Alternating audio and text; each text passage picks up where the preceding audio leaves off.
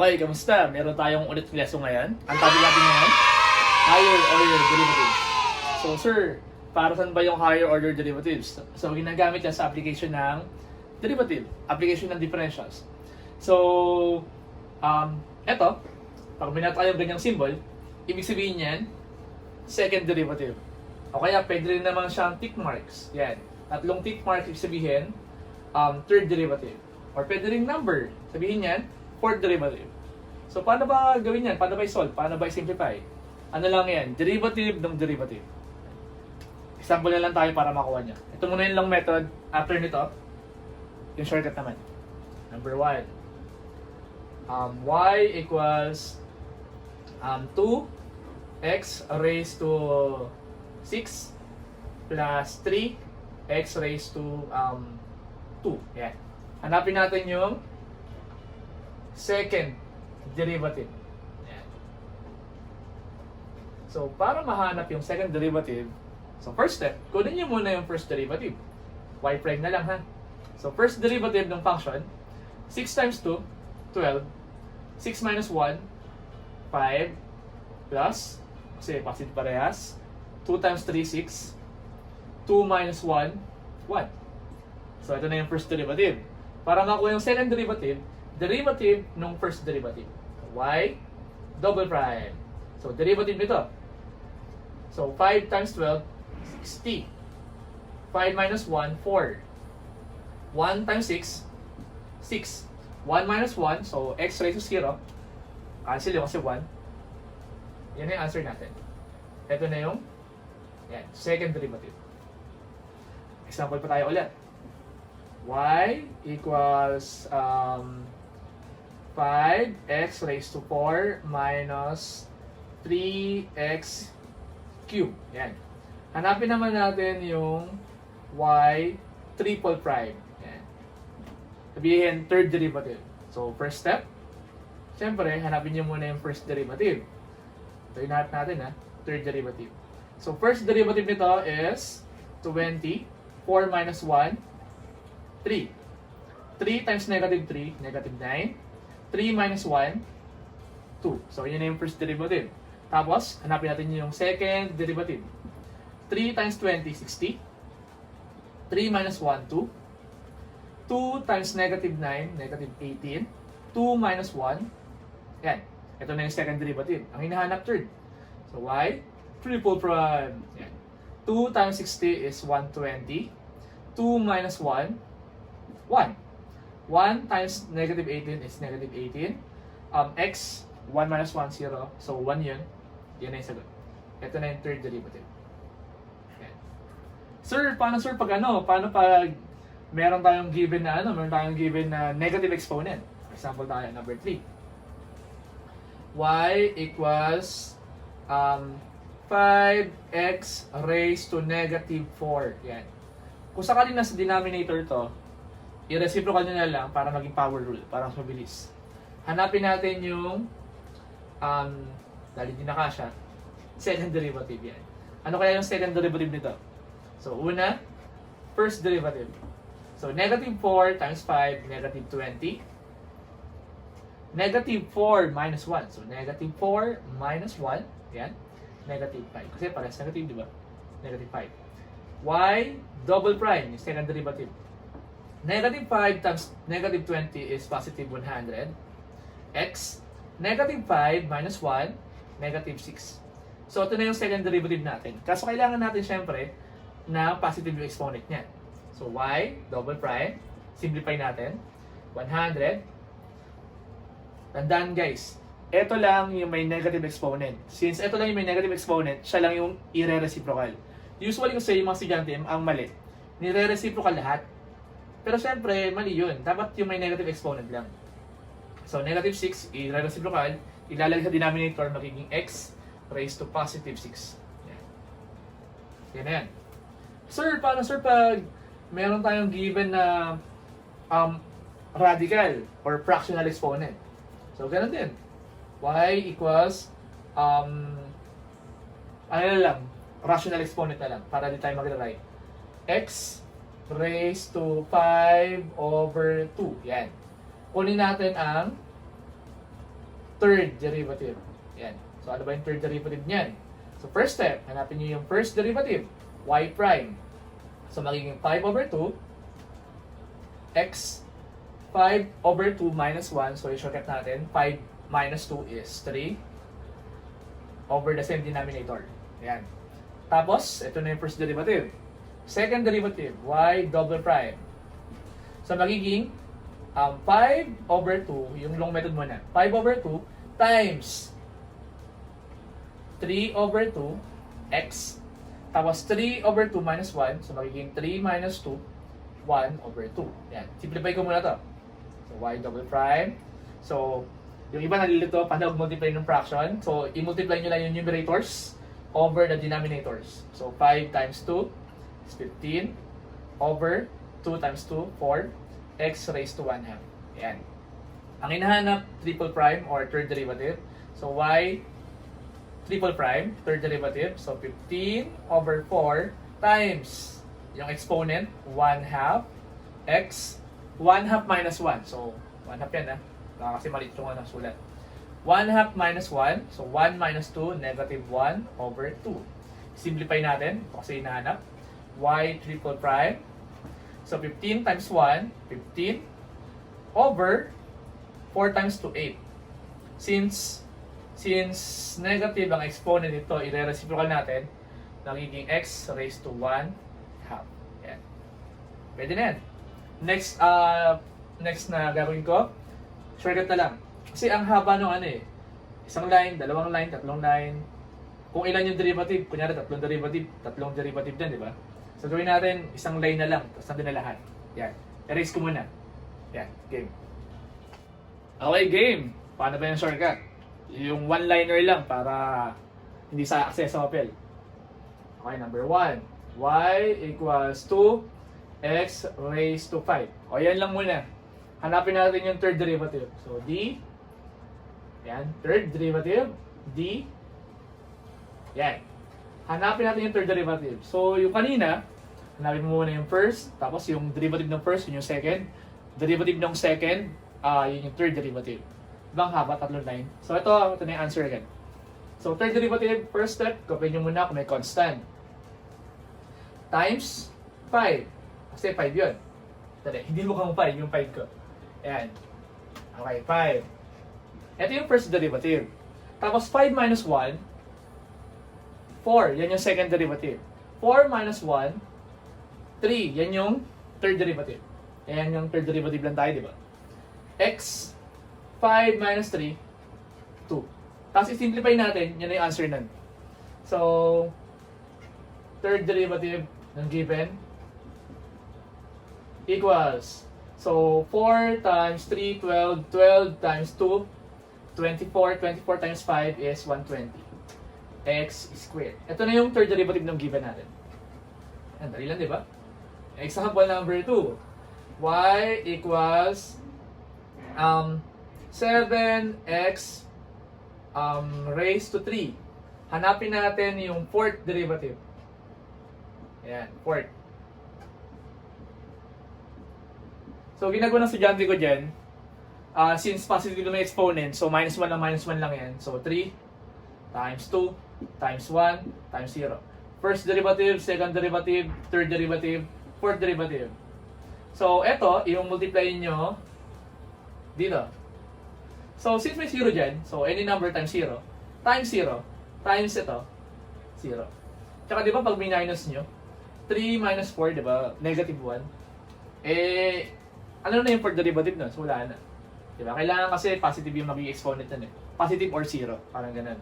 So, 0 yung answer niya. Kasi mas mababa yung given natin kaysa sa binigay na derivative. Yan. Number 3. Y equals 3x raised to 4 minus 2x raised to 3 minus x squared plus 1. Ayun na lang. So, hanapin natin yung third derivative. So, d, yan, third. Ito naman, yan, third derivative. So, 3 times yung 4 exponent. Ito yung first derivative. First. 4 minus 1, 3. Ito yung second derivative. 3 minus 1, 2. Ito yung third derivative. Yan. Third ang hinahanap. X, 4 minus 3. 1 na yan. Minus. Ito naman tayo sa second term. Ito. Negative 2. Times 3. Ito yung first derivative.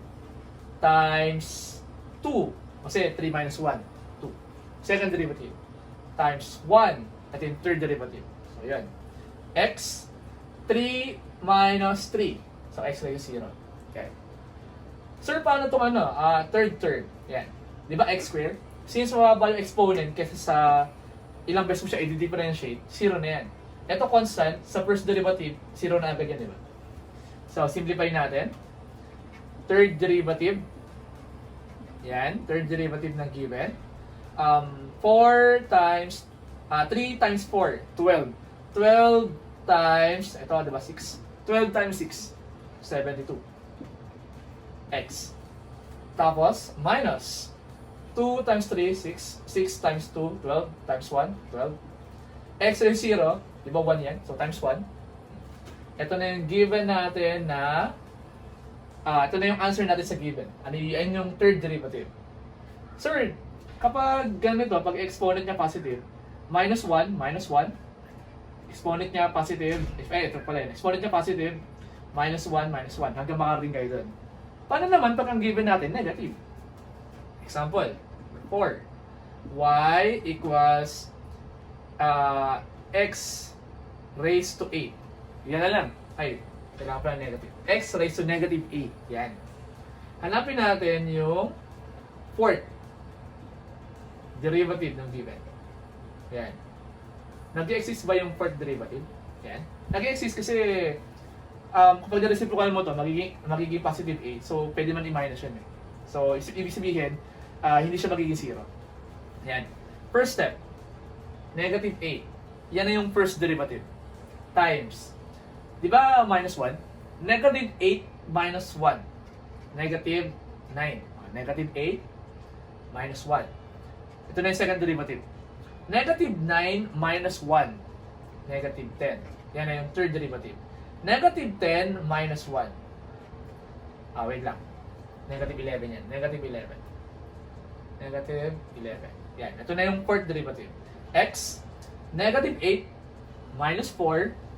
Negative 8 minus 4. Negative 12. Yan. Simplify natin. So, 8 times 9, ilan yung negative? 1, 2, 3, 4. Dahil even yung number of negatives, so positive yung answer natin nun. Yan. So, positive. 8 times 9, 72. 72 times 10 is 720 times 11. So, paano ba yung times 11? Shortcut doon, paghihiwalayin mo yan. Pinaghiwalay. 0, 7. 0 plus 2, 2. 2 plus 7, 9. So, 7, 9, 2, 0. Ito, since negative exponent siya, ire-reciprocal. So, x raised to 12. Ito na yung fourth derivative ng given nating function. Uy, may space pa konti. Sir, paano sir pag ang given natin rational exponent yan, or radical? Number 5. Y, i-clear ko lang yung given kasi konti lang space. Y equals x raised to 7 over 2. Yan, fractional exponent, or kung i-rename natin sa radical, square root ng x raised to 7. Yan. Hanapin natin ang y double prime na lang kasi baka di magkasya. Y double prime. So, mangyari dyan, 7 over 2, siya yung first derivative, times 7 over 2 minus 1. So, 7 over 2 minus 1, ang shortcut, 7 minus 2, 5 over 2. Yun na yung second derivative. X. Sir, paano yung exponent? Di ba, ang ginagawa doon minus? Kagaya na to. 5 minus 3, 2. Di ba? 4 minus 3, 1. So, gagawin natin, i-minus din natin. So, magiging 7, dito ang lalagay. 7 halves minus, di ba, second derivative. So, second yun, minus 2. So, gagawin mo dyan, cross, then follow the sign. So, 2 times 2, 4. 7 minus 4, 3. over yung the same denominator. Simplify natin to. Y double prime. Wala naman maka-cancel. So, 7 times 5, 35. 2 times 2, 4. X raised to 3 halves. Hindi naman siya negative, so yun yung answer. Yan. So, yung next natin, activity ulit. Post ko ulit. Post ko yung given. Tapos copy nyo. Tapos i-post. Yan, post. Tapos solve. After yung solve, play nyo ulit. Check natin kung pares yung answer natin. Yan. Date. Bigyan ko ng given. Tapos, copy nyo sa papel. After nyo makopy sa papel, solve nyo. Pero syempre, i-post nyo muna para di nyo makita yung answer. Pag na-answer nyo na, i-play nyo ulit. Pag na-play mo na, check mo kung tama yung answer natin. Kung tama yung answer natin, syempre. Okay, nakuha mo yung lesson. Okay, number 1. Yan, copyin ko muna. Y equals 4x raised to 5 plus 3x square minus 3x. Yan. Ang hinahanap niya is fourth derivative ng given. Yan. So, pag hindi mo pa kaya yung short method, ilong method mo muna. So, since kulang yung space natin, kulang, short method ko na lang. So, first, copy niyo mga numerical. Numerical 4 times 5. Ito yung first derivative. Times 5 minus 1, 4. Ito yung second derivative. 4 minus 1, 3. And then third derivative, 3 minus 1, 2. Yan na yung fourth derivative. X, 5 minus 4, 1. So, no need to write it. Yung second term, 2 minus 4, negative naman yun. Sabihin, hindi kaya i-differentiate, magiging 0. Ito, 1, plus 4 yun. So, mas mababa yung exponent kasi sa number ng derivative. So, 0 pa rin yun. So, ito lang malitera. Simplify natin. Fourth derivative ng given. So, 4 times 4. Many 5. 4 times 4, 16. 16 times 5. Kalahati ng 16, 80. 80 times 3. 80 times 3, 240. 240 times 2, 480. So, 480x. Yan. Kung tama yung answer, kung pares yung answer natin, sabihin na kami yung steps na kami lesson na yan. Okay, dun tayo sa pangalawang given. Ito, may negative na. Copyhin ulit. Open. Wait. Doon ko sa baba para sayang si space. Yan. Number 2. Y equals negative 5x plus 2x raised to negative 4. Yan. Hanapin naman natin yung second derivative. Yan. dx squared. Yan. So, i-post mo muna. Siyempre, copyin mo. I-post. Sagutan. Tapos, pag meron kang sagot, play mo ulit. Check mo kung pares yung answer natin. Yan. Okay, ito na. So, ang exponent niya 1, mas mataas yung derivative, yung number ng best mo i-differentiate siya. So, 0 na agad yan. Tanggal na agad yan. Ito naman, doon negative 4 yan. Kapag nireciprocal mo yan, magiging positive. Meron pa rin derivative yan. So, first, ito, wala na yan. Ito lang yung i-differentiate natin. First, copy yung numerical 2 times negative 4. Ito yung first derivative. Negative 4 minus 1. So, negative 4 minus 1. Negative 5. Ito na yung second derivative. So, hanggang second lang tayo. X, negative 4 minus 2. Negative 4 minus 2. Negative 6. Yan, tapos simplify natin. So, second derivative ng given. So, yung number ng negative, dalawa. So, positive yan. So, 2 times 4, 8. 8 times 5 is 40. Ito, negative. Siyempre, bawal yan. Reciprocal. Yan. Yan yung answer natin. Check natin. So, tama yung answer. Last example, or number 3. Nakat yung video. Y equals to cube root of x. Yan. So, meron siya radical. So, hanapin natin yung fourth derivative ng given natin. Yan. Siyempre, gagawin ko, short method na lang. First step, ang hirap kasi pag radical, di ba? Lagay nyo na sa exponential muna. So, 2, ito, x, exponent over index. 1/3. Yan. Ito yan. I-differentiate natin yan. Ilang beses? 4 na beses. Okay, una, copy yung numerical. 2 times first derivative 1/3. Yan. 1/3. Second derivative. Ito lalagay 1/3 minus 1. Yan. So 1/3 minus 1. So mas mabilis. 1 minus 3. Negative 2/3. Yan na yung second derivative natin. First, ito yung second. Times negative 2/3 minus 1. Negative 5/3 yan. So mabilis. Negative 2/3 minus 1. Siyempre, kapag pares negative, i-add mo yan eh. So, para mabilis, 2 plus 3, 5. 5/3 yan. Ito na yung third derivative.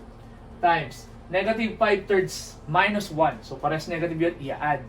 So, negative 5/3 minus 1. 5 plus 3, negative 8/3. Yan. Okay, dito.